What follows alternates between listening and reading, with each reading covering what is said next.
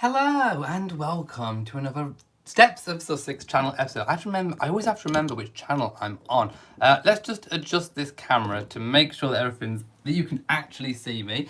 Hello, this is a live stream, and of course I will be endeavouring to answer as many viewer comments and questions as I possibly can. Now, of course, there has been many Harry and Meghan stories out there, many of them originating from claims made by Lady Colin Campbell, otherwise abbreviated to Lady C.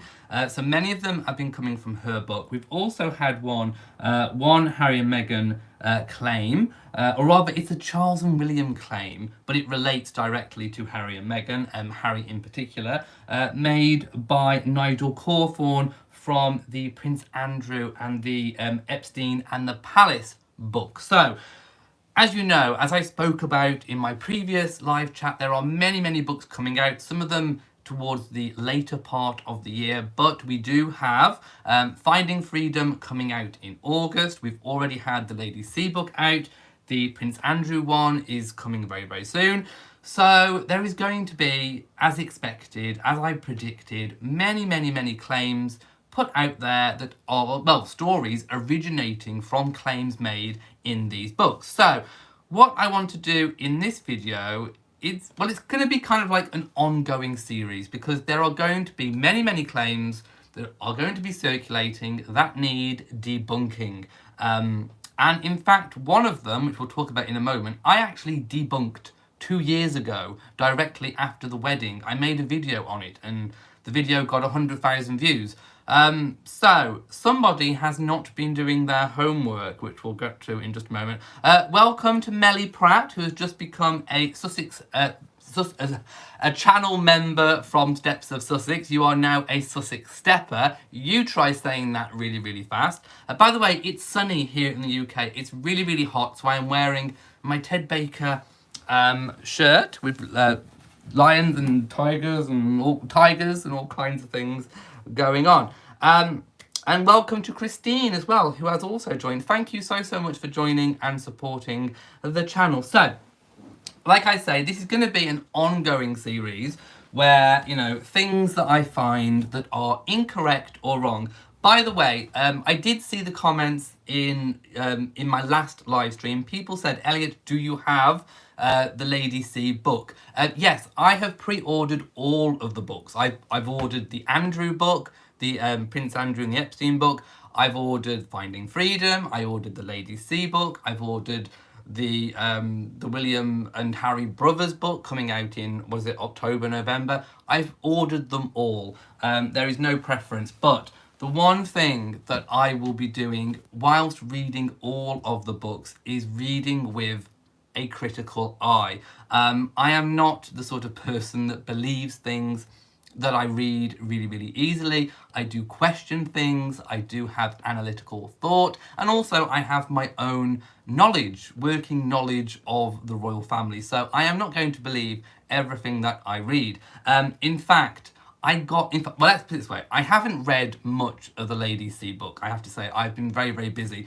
But I only got to page 2 before I found the first major inaccuracy, which actually has been picked up on in the media. So, Lady C makes a claim, and she talks very confidently, as if what she is saying is the God-given truth.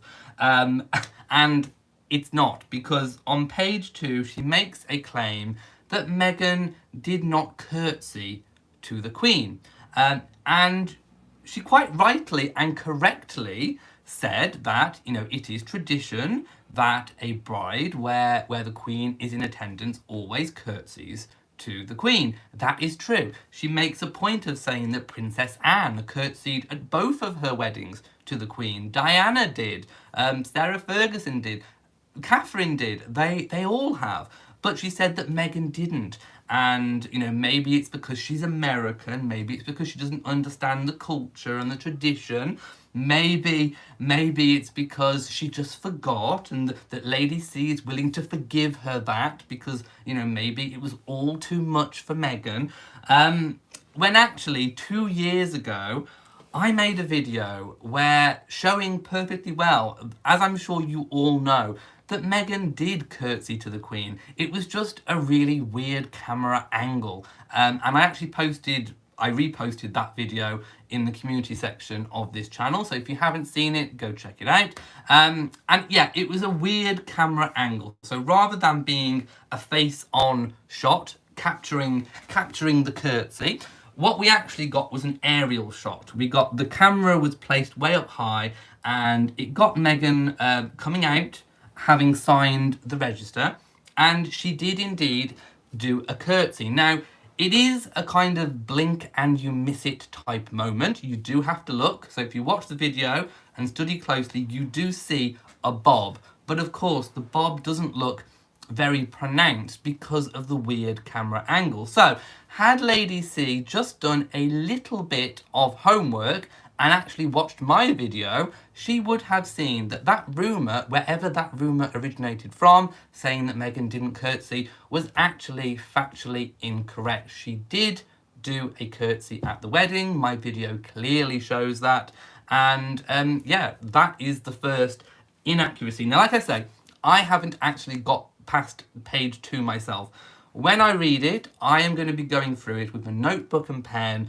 I am going to be writing down everything that I disagree with, everything that I think is inaccurate, and I will be, making a video on that if you want me to. But like I said, I haven't got past page 2. So I spotted the inaccuracy about the curtsy. There was also another claim which was made, which I haven't got to yet in the book, so I am going on kind of second-hand information here. But this is the claim that at one of the Buckingham Palace garden parties, Lady C makes a claim that is when it all started to unravel for Meghan and Harry with the royal family. And there is a video clip, obviously, of Charles and Meghan and all the royals, and Lady C claims that it shows the moment where they have a bit of a fallout, where there may have been words. Well, a lip reader did actually come out and completely debunked it, because apparently it was just a farewell. They were leaving and it was just a farewell talk. So when I get to that part in the book, again, I will be looking at that. So no, the garden party claim was not true. It was just a goodbye that was going on. And the next claim that's made, which I part agree with and part don't agree with. So Lady C claims, again, I haven't got to this part in the book, she claims that Meghan's biracial identity would have been welcomed by the Queen, which I agree with. I do think that the Queen wouldn't have had, didn't have an issue with that, seeing as the Queen had to give permission for Harry to marry. But anyway, that aside, she goes on to link that to that Meghan would not have been allowed to marry Harry if she would have been a white actress, but that she was allowed to marry Harry because she was a biracial actress. In other words, trying to say that the Queen valued Meghan being biracial and bringing diversity to the royal family, which I agree the Queen would have welcomed that. But I don't agree with the part that Harry wouldn't have been able to marry Meghan if she had been, Caucasian born, and that the problem would have hinged around the actress part of her career. I don't agree with that one bit. The one thing that I think the Queen has learned from her children's marriages, and of course her grandchildren's marriages, is that it has to be a love match. And Harry and Meghan most definitely are a love match. William and Catherine are a love match. The Queen and Philip were a love match. Although, Philip was born a Prince of Greece, she could have married higher up the ranks. But no, she fell in love with Philip, and I think she understands the power of a love match. She also understands from many of her children's disastrous first marriages that ended in divorce that it's not good to be forced into a marriage, to be forced to marry a virgin, to be forced to marry someone really, really quickly that you don't really want to, it's not the right time to even marry, such as, with Charles and Diana. Diana was the virgin, she was the English rose, and Charles was kind of feeling the pressure by the media to find a match and produce an heir and a spare, which of course he did with Diana. But the Queen knows that that was the wrong thing, that it had to be a love match. So I don't agree with Lady C that had Meghan been Caucasian born, that that marriage would have been barred. I think that they basically learned that it just has to be a love match, and it doesn't matter whether you are classed as a commoner. I mean, Catherine was classed as a commoner, but William was allowed, of course, to marry her. Meghan also, although we have the added elements of her being biracial, of her not being from the United Kingdom, being from America, from the States, of course. But nevertheless, still, Meghan is not aristocratic of birth. Neither was Kate. And both boys have been allowed to marry for love. And I think the Queen understands that. So I do not agree with Lady C on that level. And basically with her book, that's all I've got to at the moment. Rosa says, so Lady C had a talk with the Queen about the Duchess Meghan, about Meghan's race. No, I highly think not. I think these are all assumptions that have been made by Lady C. Yes, Henpal says they were leaving for their honeymoon. Oh, you were at the garden party. Wow, what an experience. Do tell more. Wow. But yes, so it was not a bad parting of the ways. It was a goodbye. And a lip reader did, of course, debunk that. Yes. Diane says, garden party commemorative for Charles has already been debunked. Yeah, definitely. So the curtsy, the garden party, the Queen, these are all things that have been debunked. Andrea says, be sure to keep a pot of tea to cool your nerves when reading her book. I saw her interview on, I did a video about that. Like I said, I've only got to page 2. And there's already been mountains of stuff just coming out of it, hemorrhaging from it, that the press are getting into. So yeah, that's kind of where we're at with that. I will do more of these videos where if there is something that really does need correcting, I will, of course, try and correct it, and hopefully as many people will see and get to view my correction as possible. The next story that I want to move on to, now this is the Prince Andrew and the Epstein and the Palace book by Nigel Cawthorne. Now again, I have ordered this one. Obviously it's not out just yet, but I have pre-ordered it. Things are already leaking from it, I suspect, in terms to try and promote the book. So this is a claim which has made headlines. In fact, actually, the Daily Mail, for some reason, actually published this, which is kind of unusual because it kind of attacks Charles and William. So it's unusual for the Daily Mail to be doing that. So I'm not entirely sure what that is entirely all about. We shall see. But we will see. Everything always outs. The truth always outs in the end, doesn't it, people? So he claims in part of his book, again, I stress I haven't read it yet, that he claims that Charles and William kind of teamed up to leak information to the press about Harry and Meghan going to step down, or their intention to step down from being senior members of the royal family. Basically, he claims that was to kind of disguise or create a lot of noise and smoke around what was going on with Prince Andrew at the time. But his claims kind of contradict each other, because if William and Charles did do that to try and deflect away from Andrew, but then they used it against Andrew and Harry to take them out of the royal family, it makes no sense. Why would they do that? If they wanted to take out Andrew or take out Harry, they could have just left it.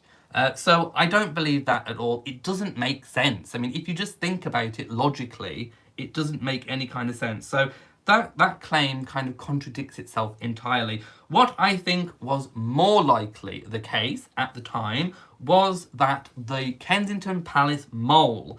Now, again, I haven't heard any updates on what's happened with that. I don't know if there is any internal investigation going on.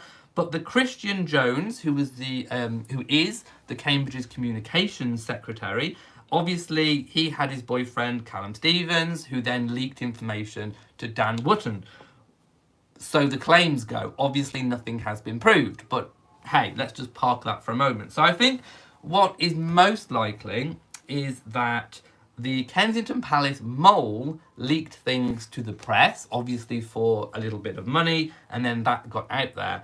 And of course, that was happening at the same time as, behind the scenes, privately, Harry and Meghan were discussing about ways in which they could step back and have more privacy and earn their own independent financial earnings, lifestyle, living.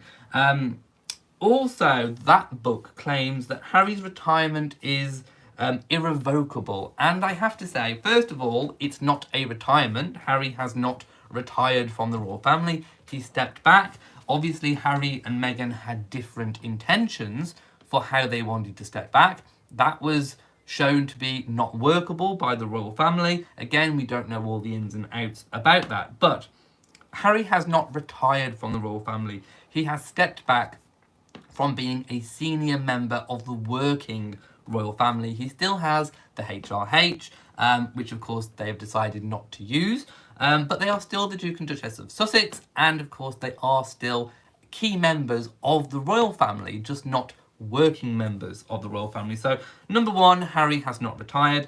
Number two, nothing is irrevocable. Nothing is not reversible. If Harry and Meghan decided at some point, and again, I've spoken at length about this, the only people who are going to know whether it's been a success, whether it's what they wanted, are in fact Harry and Meghan themselves. It makes no odds whatsoever what people think it has been a success or not. It's what Harry and Meghan think. If Harry and Meghan are happy with their new life once it gets underway fully and properly, then I imagine that they will stay with that new life, whatever that brings. However, if at some point they are not happy, or, as I've suggested in the past, maybe Harry feels like he has a duty to support his father, maybe even in turn his brother, we do not know how relations are going to improve in the future. We could see them potentially coming back. Nothing is irrevocable. So I dispute the fact that, one, that it was a retirement, two, that it was an irrevocable decision.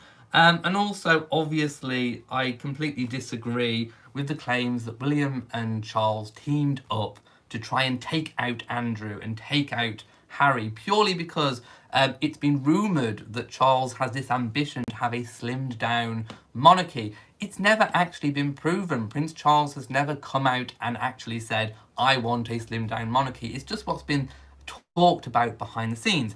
I actually think that what Charles meant by, if indeed it is true that he wants a more slimmed down monarchy, is that when we have natural wastage, and by natural wastage, what I mean is like when Prince Philip retired, or when the Queen's cousins retire from their work, or indeed they pass away, that is going to leave a more streamlined royal family.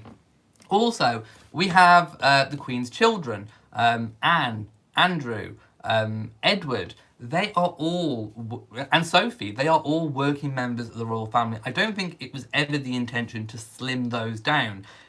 In fact, I kind of have a little bit of what I think is proof of that. Cast your minds back. You may not know. You may not have been royal watchers back then. But back in 2012, for the Queen's Diamond Jubilee, we had the physical embodiment, the picture of what we assumed that Charles wanted the slimmed down, the key, the core royal family to be. And that manifested itself physically in the form of a balcony appearance. All of the extended family were kept off the balcony. There were only a few key figures. There was the Queen, who would have been joined by Philip, but he was in hospital at the time.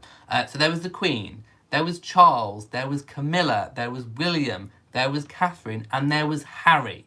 Harry was included in the future of the key members of the working royal family. It was there for everybody to see. Charles intended Harry to be a key member of the working royals going into the future. Yes, Harry was never going to be king, but he was always going to be a key vital support to Charles and indeed William when those transitions happened.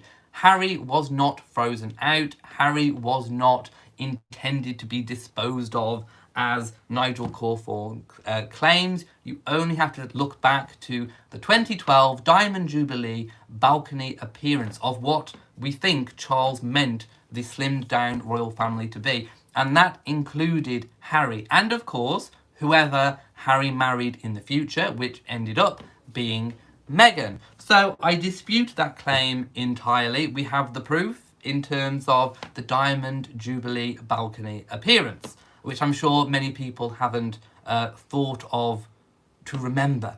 Lots of people talking about the fan flap and tiara. Oh, I've got them here. Where is my Sussex one? Here's my Sussex one.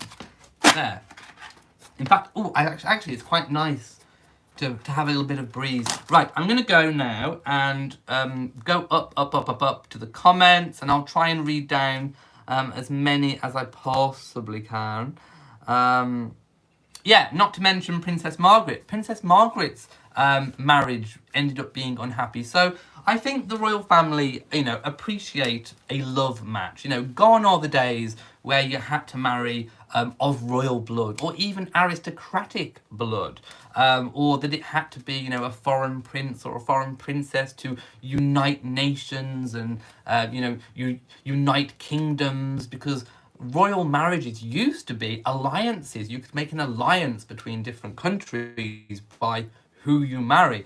That's not the case anymore. The royal family understand that what is actually important is the longevity and the happiness of a marriage, because that's what makes it a success. The Queen knows that from her own marriage. She knows it from the experiences of her children. So, yeah, I think don't ever overlook that.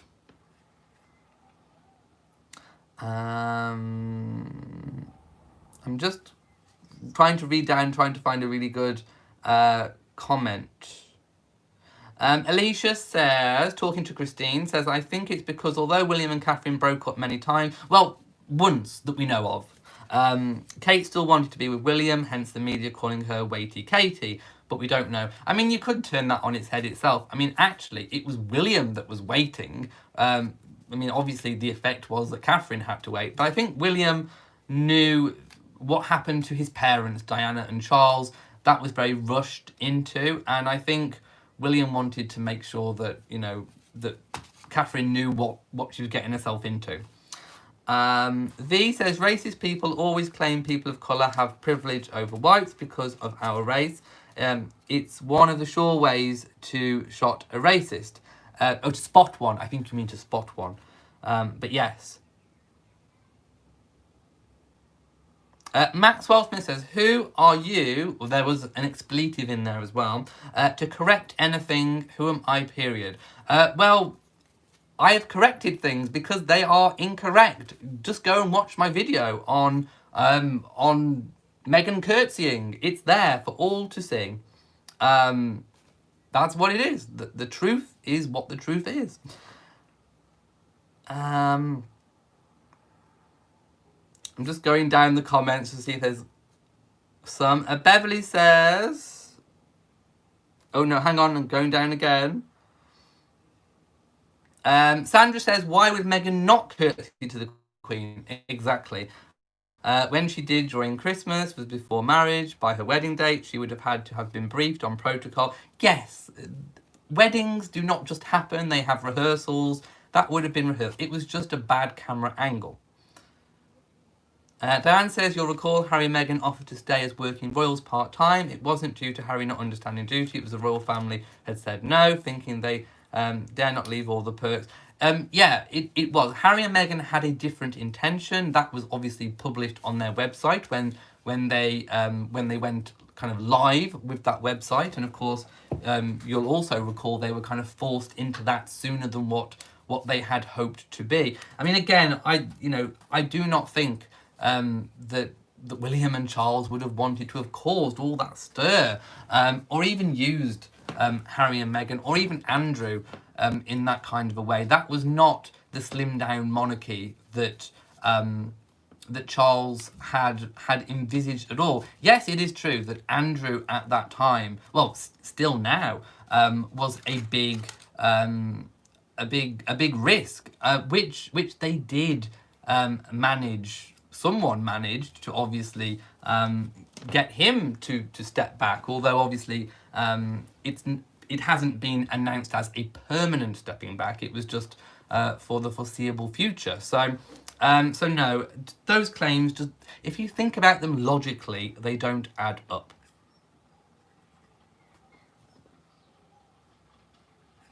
Right, I think I've kind of debunked at least 4 or 5 incorrect things during this video. So thank you so much for watching. Oh, hang on, there's one coming in. Christine says, what would happen if they come back for family engagements as far as HRH not being used? Would Harry and Meghan walk to church with regular royals or senior, balcony? Oh, good question. So, I have contemplated this one before, and I think it just boils down to the fact that they are still members of the royal family. They are never not going to be members of the royal family. And if you think back to previous Trooping the Colours, all of the family cascades onto that balcony, whether they have titles or not, whether they are working members of the royal family or not. They are still very much included. In terms of Trooping the Colour, it is actually still a family engagement. It is not necessarily a state occasion. So, if Harry and Meghan were to be back for a Trooping the Colour, I would imagine that they would still ride in the carriages as they did before. Obviously, Harry would not be riding on horseback, but Harry and Meghan would, I think they would be in the carriages. If you think to the balcony appearances, Harry and Meghan kind of were almost at the back anyway, because they chose to stand at the back. There isn't actually a placement. In terms of rank, obviously the Queen comes forward and the main players are to the front. But Harry and Meghan always chose to stand a little bit more to their left of the balcony and a little bit more towards the back. I have no idea why they chose to stand there, but that is what they did. In terms of walking to church, if they were back for Christmas, then I see no reason why they shouldn't be able to walk to church. I mean, if Zara has ever been there, she's walked to church. Beatrice and Eugenie walk with the royal family. They are not working members of the royal family. They still have HRHs. Harry and Meghan technically still have HRHs. So yeah, I don't really see that there will be much change when it comes to the personal family appearances. Let's go up a little bit more. Alicia says, could Harry get his military titles back? Only if they reversed their decision from stepping back as working members of the royal family. If they became working members of the royal family again, then it's likely that Harry would get his military titles back.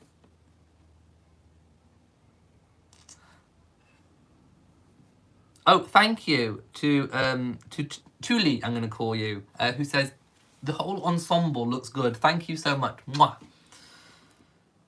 Right, I'm going to go now, unless you have any really burning, pressing questions that relate to what we're talking about today. So I'll wait just a few moments.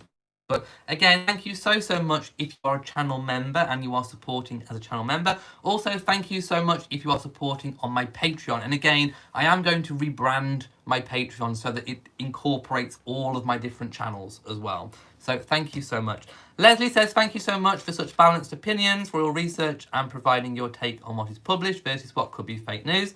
I have learned so much. Keep doing what you do. Yeah, I mean, I'm only going to really comment on the big things that are just being put out there that people might just read and believe. So, I mean, obviously, I can only hope that as many people that read those articles get to watch my videos, so they actually get to know what is the actual truth of it.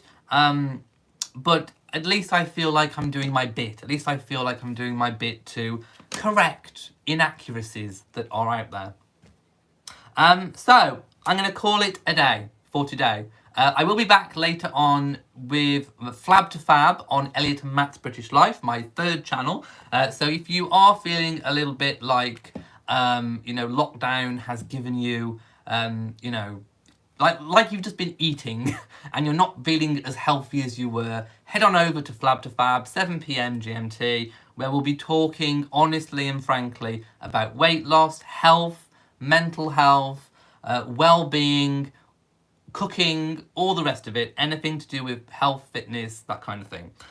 So, thank you so much for watching. If you've enjoyed it, please give it a big old thumbs up. Don't forget to subscribe to the channel. It really does help. We are now at 5.43 thousand followers. So, hey, who knows how high we can go. So thank you again so much for watching. As always, hit the notifications so you know when I do a live pop-up. So from me in Shropshire, mwah, to you all, and goodbye.